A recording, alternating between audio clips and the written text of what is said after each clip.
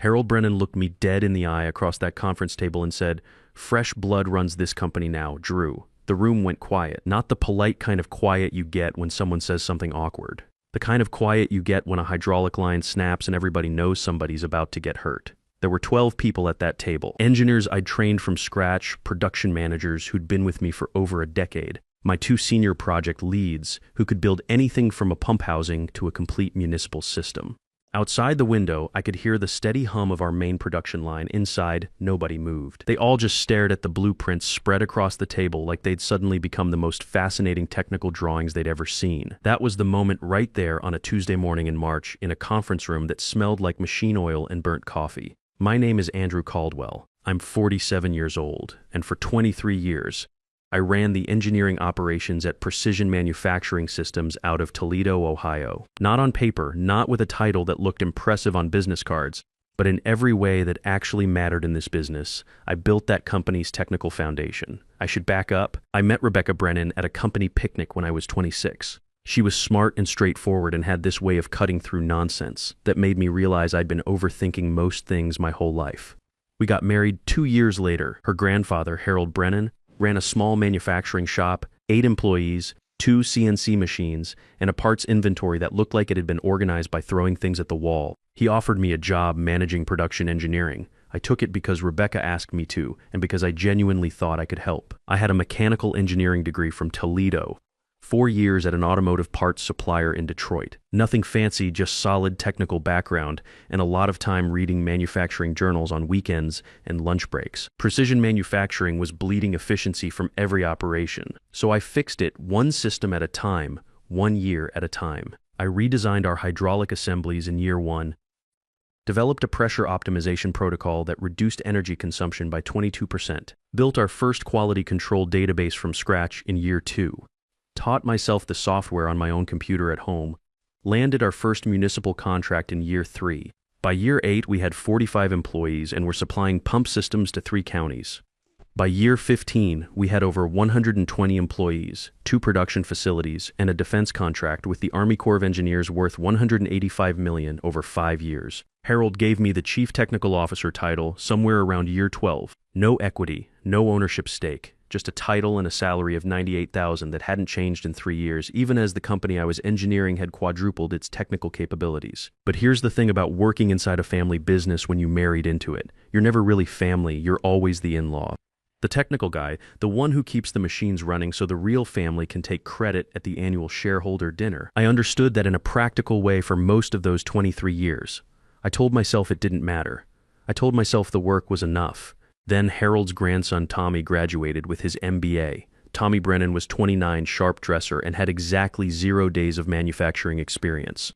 What he had was Harold's last name and a head full of business optimization theories that had never been tested against anything that actually produced physical products. He came into the company talking about operational synergies and manufacturing pivots. Meanwhile, he couldn't tell you the difference between a centrifugal pump and a positive displacement system, couldn't read a pressure gauge, couldn't explain why our hydraulic efficiency ratings moved the way they did. I trained him anyway because that's what you do. You show up, you do the work, you don't make it personal.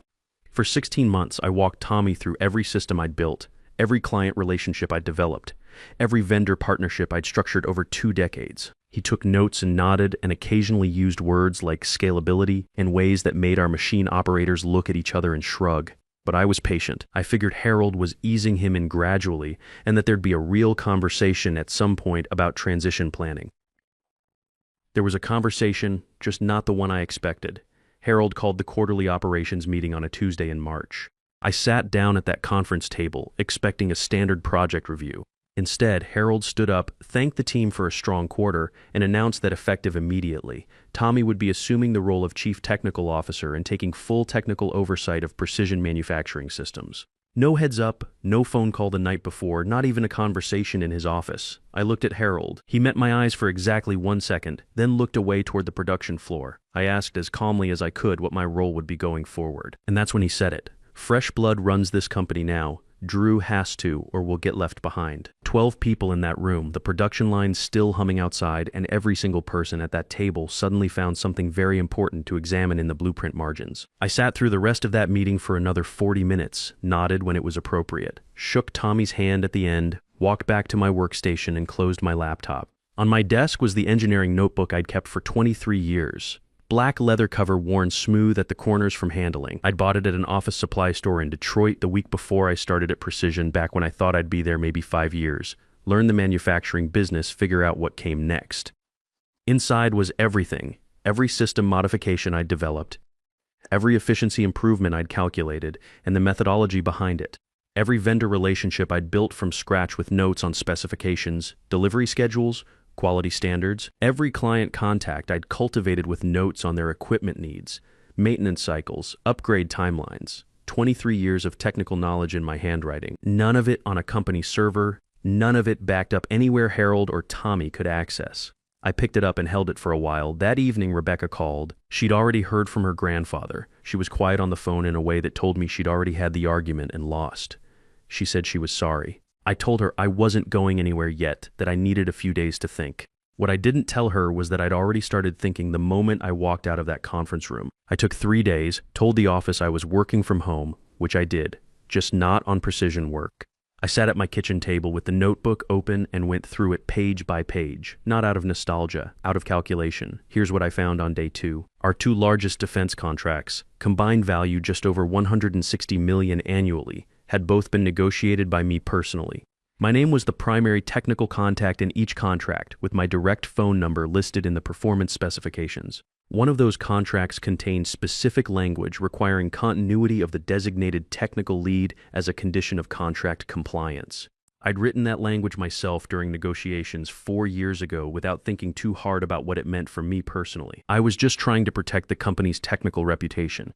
Turns out I was protecting something else entirely. I pulled up the actual contract documents on my personal laptop, copies I'd kept for my own reference over the years, and read those clauses 3 times slowly. Then I looked at the pressure optimization system I developed in year 2 and refined every year since. It lived on a personal drive. I'd built it on my own time on my own equipment before Precision had any kind of technical database worth mentioning. There was no intellectual property assignment clause in my original employment contract. Harold's lawyer at the time was a general practice guy in Toledo who mostly handled commercial real estate. The system that had reduced Precision's energy costs by 30% over 8 years and given us a competitive edge on every municipal bid we'd won. It had never been formally transferred to the company. I closed the laptop and sat there with my coffee going cold. I want to be clear about what happened next because it would be easy to make it sound more dramatic than it was. I didn't feel like some guy in a movie who'd just discovered a secret weapon. Mostly, I just felt tired. Tired and very, very clear. I'd spent 23 years treating this company like it was mine, because in every functional sense it was. I'd acted in good faith every single day. I'd shared everything I built without ever asking for protection in return because it never occurred to me that I'd need it. That wasn't naivety, exactly. That was trust, and trust, I was learning, is worth exactly what the other person decides it's worth. I thought about James Atlas. Jim owned Atlas Industrial Solutions out of Columbus. We'd met at manufacturing conferences over the years, shared a table at an Army Corps procurement lunch once. He was the kind of guy who asked technical questions and actually listened to the answers. He'd reached out to me 2 times in the past 3 years. Nothing aggressive, just a standing offer. His last message about 8 months back. Drew, offer still stands. We value experience here. Gray hair means wisdom in this building. I'd ignored it both times out of loyalty, out of habit, out of the belief that eventually the people you build something for will recognize what you built. On the 3rd day, I called him. I was beginning to think you'd never pick up the phone, he said, and he sounded genuinely pleased, not smug about it. We met 2 days later at a diner outside Columbus, a place we'd eaten at before after contract presentations. No power dynamics built into the seating arrangement, just good food and a straight conversation. Jim was in his mid-50s, built like someone who'd operated machinery before he'd learned to read profit statements. He asked smart questions about hydraulic efficiency ratios, defense compliance cycles, municipal equipment lifecycle management. He didn't need me to explain the basics. That alone told me something. The offer was a $140,000 base salary, 6% profit sharing, senior VP of engineering over 2 production facilities, a team where the average age was 43. And then he said something I'd never once heard in 23 years at Precision. Your name goes on every contract you engineer. And if you've built systems on your own time with your own equipment, we have a formal acquisition process. Fair valuation. You get credited. I drove home that night thinking about the optimization system sitting on my personal drive. Rebecca was still awake when I got in. We sat at the kitchen table for a long time. She said, "Grandpa built a shop. You built the company he is now. Those are two different things, Drew. She said it quietly, like she'd been holding it for a while and had finally decided to put it down on the table between us. I told her I was going to call Jim back in the morning. She nodded and said, "Good." I called Jim the next morning, told him I was in. We agreed on a start date 3 weeks out. I typed up my resignation letter that afternoon. 2 weeks' notice, clean, professional, no complaints. Printed it on plain paper, not company letterhead. That felt right before I submitted it. I did something else first. I opened my laptop and drafted 2 separate emails. One to each of the defense procurement officers I'd worked with over the years. People I'd built real working relationships with. Not company relationships, not Harold Brennan relationships. Mine. The emails were formal and straightforward. I informed each of them that I would be transitioning out of my role at Precision Manufacturing Systems, that my last day would be in 2 weeks, and that going forward I could be reached through Atlas Industrial Solutions in Columbus. I included Jim's company contact information and noted that I would be personally overseeing defense manufacturing operations in my new capacity. I didn't criticize Precision, didn't editorialize, just informed them of a change in my contact information, which I was fully entitled to do. Both of those contracts listed me as the designated technical lead. Notifying the relevant parties of my status change was not just my right, it was technically my obligation under the performance clause.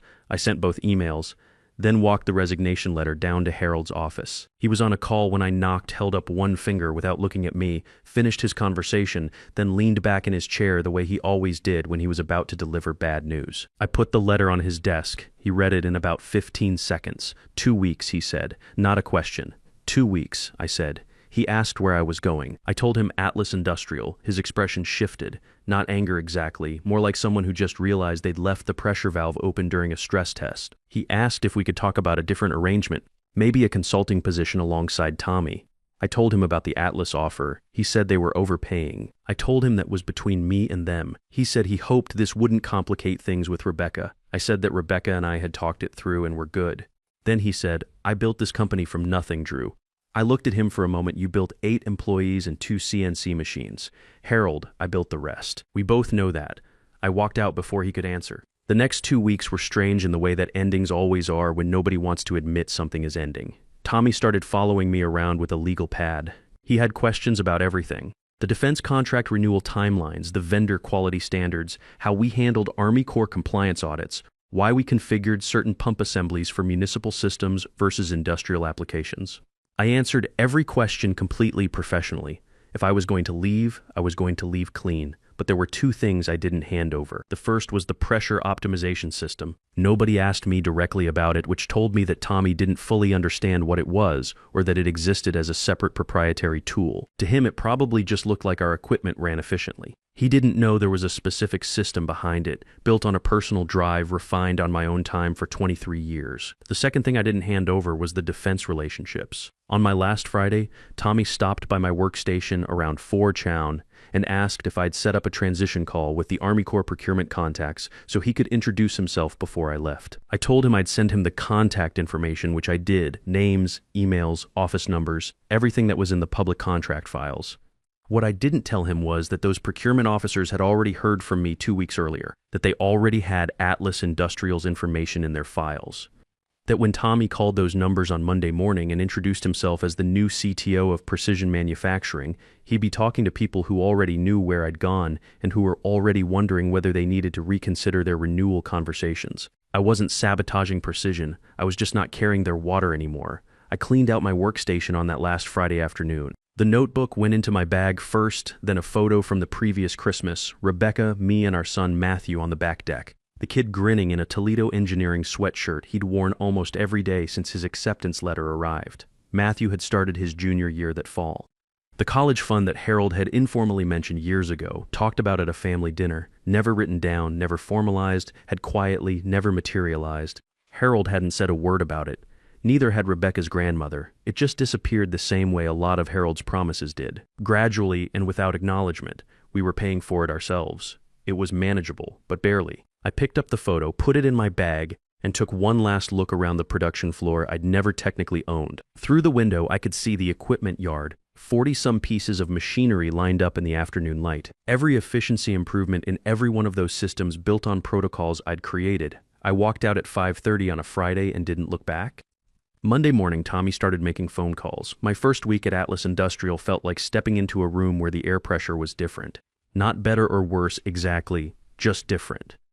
Nobody called me the in-law. Nobody copied Harold on emails to keep him informed. When I walked into a meeting and explained something, people wrote it down and then actually implemented it. I had a real office. Door, nameplate, window facing the production floor. Small things, but after 23 years of a workstation in an open floor plan, I noticed. I spent the first month doing what I always did when I came into an operation, listening before talking, mapping before moving.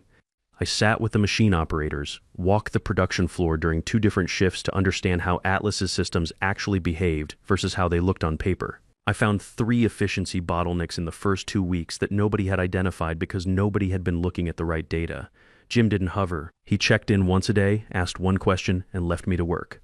That was new too. We began integrating the pressure optimization system into Atlas's operations in week 3. Jim's team had formally acquired it through the process he described at dinner. Documented fair market valuation, my name on the filing. It wasn't a fortune. That wasn't the point. The point was that for the first time in 23 years, something I'd built was officially, legally, unambiguously mine, and then mine to sell on my terms to someone who understood what it was worth. Within 6 months, energy efficiency across Atlas's primary operations had improved 28%. Production error rates dropped. Quality control numbers went up enough that Jim put them in the company's federal bid documentation. Documentation that was being prepared for an Army Corps manufacturing contract covering the Great Lakes region. The same region, as it happened, that Precision Manufacturing had held for the past several years. Both companies submitted bids. I knew Precision's numbers better than Tommy did. I knew their cost structure, their margin tolerances, their weaknesses in quality control consistency. I didn't use any of that information improperly. I just built the best bid I could with Atlas's actual capabilities. And Atlas's actual capabilities, now running on better systems with better data, were genuinely stronger. The defense contract went to Atlas, $95 million over 4 years. The week after the award was announced, my phone rang. The number was a Toledo area code I didn't recognize. I let it go to voicemail. It was Tommy. He left a message that was 6 minutes long. The short version: Precision was struggling with both defense contract renewals. Some of the contacts weren't responding well to him, and he was wondering if I'd be willing to consult informally. Maybe just a couple of calls to help smooth things over. He said Harold didn't know he was calling. He said he'd really appreciate it. I listened to the message twice, then called him back. I told him I'd be glad to help in a formal consulting capacity. My current rate for external technical consulting was $250 an hour, billed in 4-hour minimums with a 5-session retainer required up front. I told him I could have a contract drawn up within the week if he wanted to move forward. He said he'd have to think about it. He never called back. Harold called 4 times over the following month. I let everyone go to voicemail. Each message was a variation of the same theme: consulting opportunities, bringing my expertise back in a different capacity, substantial compensation, what happened to family. The 4th message had an edge to it that the first 3 didn't. He mentioned the word loyalty twice and used the phrase "after everything I've done" once. I sat with that for a day. Loyalty. 23 years of 6:30 start times and vendor calls on Saturday mornings and Army Corps compliance reviews that ran until 8 at night. 23 years of treating their problems like my problems because I'd stopped being able to tell the difference. If that wasn't loyalty, I didn't know what the word meant. And if it was, then Harold had gotten 23 years of it without ever putting my name on anything I built. I called him back on a Sunday morning. He picked up on the second ring, started talking before I could say anything. The company, the restructuring, the challenges, how much had changed since I left. I waited until he stopped. Then I said, "Harold, you told me fresh blood runs that company. You were right about that." And I hung up. 6 months later, I got a call from a reporter at Manufacturing Today. She'd heard about the defense contract win and wanted to talk about the technical improvements behind Atlas's bid. We did a 45-minute phone interview. The article ran the following month. My name in the headline, my photo, a full description of the optimization system I'd built and what it had done for Atlas's operational performance. First time in 23 years my name had appeared in print in connection with work I'd actually done. Jim framed a copy and left it on my desk without saying anything about it. I noticed it when I came in Monday morning. I left it there. Around that same time, I found out through Rebecca that Precision Manufacturing had sold 35% of the company to a regional competitor to stabilize their cash position after losing the defense contracts. Harold stepped back from day-to-day operations not long after. Tommy stayed on in a reduced capacity. I don't know the details and I don't need them. What I do know is that at the Great Lakes Manufacturing Conference in Detroit that fall, Atlas Industrial was recognized for both the defense contract win and the operational improvements we'd posted over the previous year.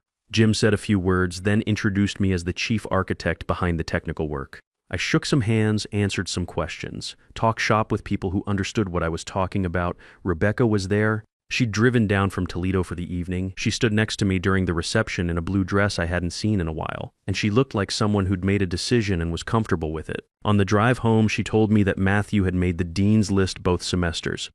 I'd like to take credit for that, but the kid had always been sharper than me.